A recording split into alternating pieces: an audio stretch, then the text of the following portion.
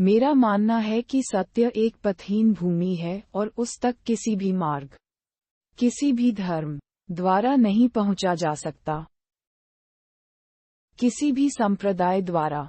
सत्य असीम और वातानुकूलित है और किसी भी रास्ते से पहुंचा जा सकता है जिसे व्यवस्थित नहीं किया जा सकता है। न ही लोगों को किसी खास रास्ते पर ले जाने या प्रेरित करने के लिए कोई संगठन बनाया जाना चाहिए। पहले ये समझो, तब आप देखेंगे कि किसी विश्वास को व्यवस्थित करना कितना असंभव है। विश्वास पूरी तरह से एक व्यक्तिगत मामला है।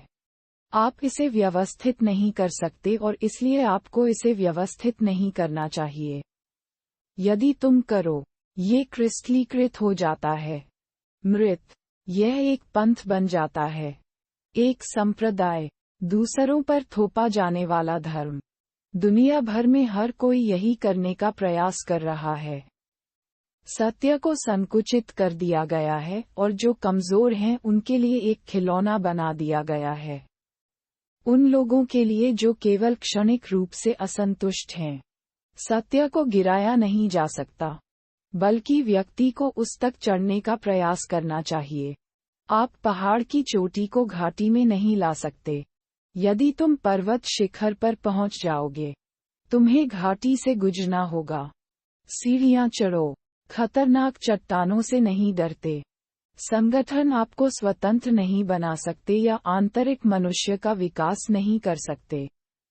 कोई बाहर का आदमी तुम्हें आजाद नहीं कर सकता। न ही व्यवस्थित पूजा कर सकते हैं, न ही किसी उद्देश्य के लिए स्वयं का अनुकरण आपको स्वतंत्र बनाता है। इसलिए मैं धर्मों या नए संप्रदायों की स्थापना या नए सिद्धांतों या नए दर्शन की स्थापना से संबंधित नहीं हूँ। इसके विपरीत, मैं अपने बारे में केवल एक ही आवश्यक चीज के बारे में सोच रहा हूँ, मनुष्य की सच्ची स्वतंत्रता। मैं उसे सभी सीमाओं से बाहर निकलने में मदद करूँगा, खुद को सभी भय से मुक्त करने के लिए, प्यार के डर से, मृत्यु के भय से, जीवन के भय से ही। मेरी इच्छा है कि मनुष्य बिना किसी शर्त के स्वतंत्र हों, क्योंकि मेरा मानना है कि एकमात्र सच्ची आध्यात्मिकता स्वयं की अविनाशिता है जो शाश्वत है।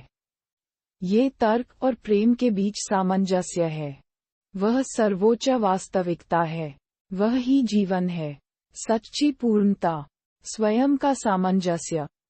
कोई कानून नहीं है। इसका अर्थ अराजकता के रूप में नहीं लगाया जाना चाहिए। ये सभी कानूनों से ऊपर है और सभी अराजकता से ऊपर है, क्योंकि यह हर चीज का बीज है, जिससे सभी परिवर्तन उत्पन्न होते हैं और जिस पर सभी चीजें निर्भर करती हैं।